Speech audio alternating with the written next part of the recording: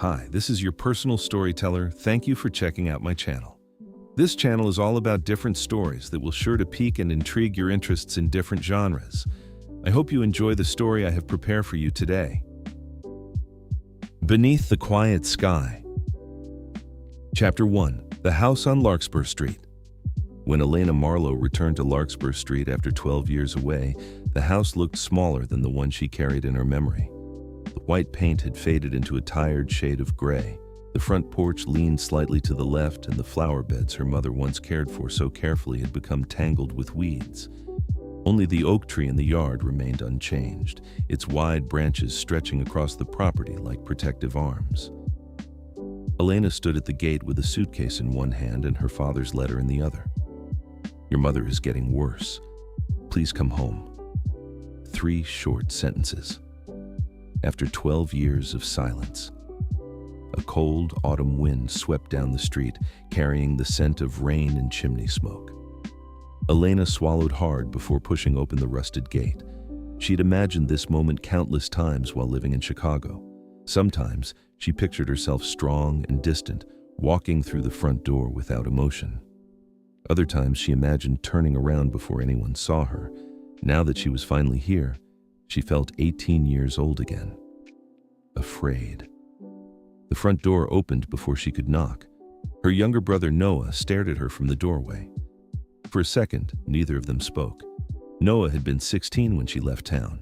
Now he was 28, taller than she remembered, with tired eyes and stubble shadowing his jaw. "You actually came," he said quietly. Elena tightened her grip on the suitcase handle. You sound surprised. "You ignored Dad's calls for years." I had my reasons. Noah looked away first. "Mom's upstairs." The house smelled like old wood, coffee, and medicine. Every step across the hallway brought back memories Elena had spent years trying to bury. The grandfather clock near the staircase, the framed family photographs lining the walls, the faint creak in the 4th stair from the bottom. Nothing had changed, and that somehow made everything worse. Her father sat at the dining room table reading a newspaper. Richard Marlowe looked older than she expected. His shoulders were bent, his hair almost completely gray now, but the sharpness in his eyes remained. He lowered the paper slowly. "Elena." Dad. The silence stretched between them like a canyon. She wondered if he remembered the last thing she said before leaving. "You care more about appearances than your own family." He folded the newspaper carefully. "Thank you for coming." Elena almost laughed at how formal he sounded. Where's Mom? She asked. "Sleeping." Noah walked into the kitchen, clearly eager to escape the tension. Richard stood from the table. "She has good days and bad days now." Elena nodded stiffly. Alzheimer's disease. That was the reason she came back. Not forgiveness, not reconciliation, certainly not love. Her father led her upstairs to the bedroom at the end of the hall. The moment Elena stepped inside, her chest tightened. Her mother looked painfully small beneath the blankets. Margaret Marlowe had once filled every room she entered with warmth and energy. She used to sing while cooking dinner and dance barefoot across the kitchen floor. Now, her silver hair spread thinly across the pillow, and her fragile hands rested motionless at her sides. Elena moved closer slowly. Mom? Margaret opened her eyes. For a brief moment, confusion clouded her face. Then recognition flickered. "Elena?" The sound of her mother's voice broke something inside her. Elena dropped to her knees beside the bed. I'm here. Margaret touched her cheek gently. "You came home." Elena pressed her lips together to stop herself from crying. Yes. Her mother smiled weakly. "I knew you would." That night, Elena unpacked her suitcase in her old bedroom. The walls were still pale blue. The shelves still held worn novels and old trophies from high school debate competitions. Even the crack in the ceiling remained exactly where she remembered. She sat on the edge of the bed and stared out the window toward the neighboring house. A light glowed upstairs. Ethan Carter. Her chest tightened immediately. She hadn't seen him since the night she left town. The boy who once promised he would marry her. The boy she abandoned without goodbye. A knock came at the door. Noah entered holding 2 mugs of tea. "I figured you were still awake." He handed her one and leaned against the wall. For a while, neither of them spoke. Finally, Noah sighed. "She asks about you every day." Elena stared into the steaming cup. "Dad could have told me things were this bad."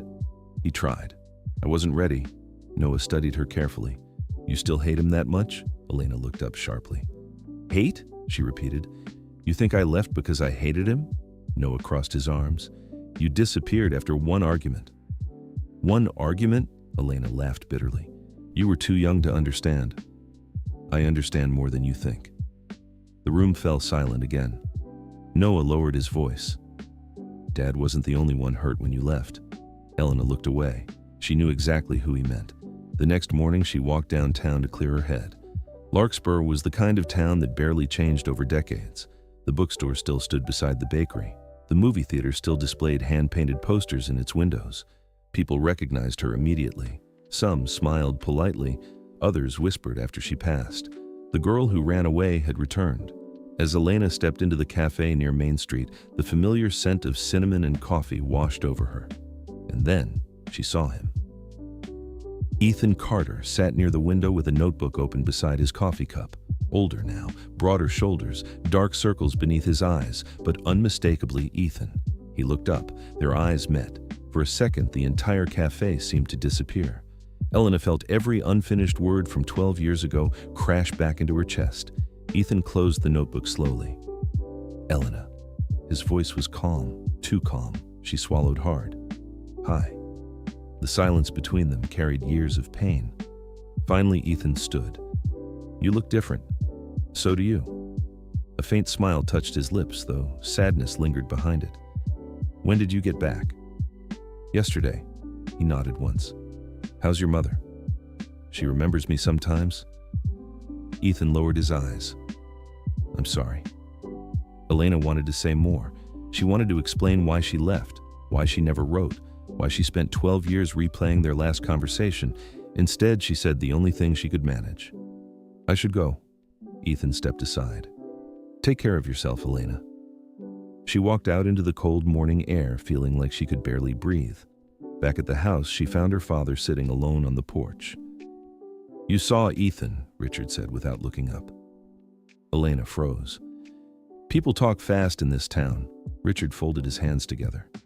He stayed here, you know. She said nothing. He helped your mother a lot after you left. Guilt twisted sharply inside her. Her father finally looked at her. You weren't the only one who suffered, Elena. For the first time in years, Elena felt the full weight of the life she abandoned.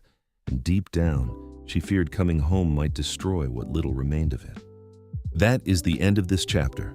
Check out the other chapters on my channel. Thank you for watching.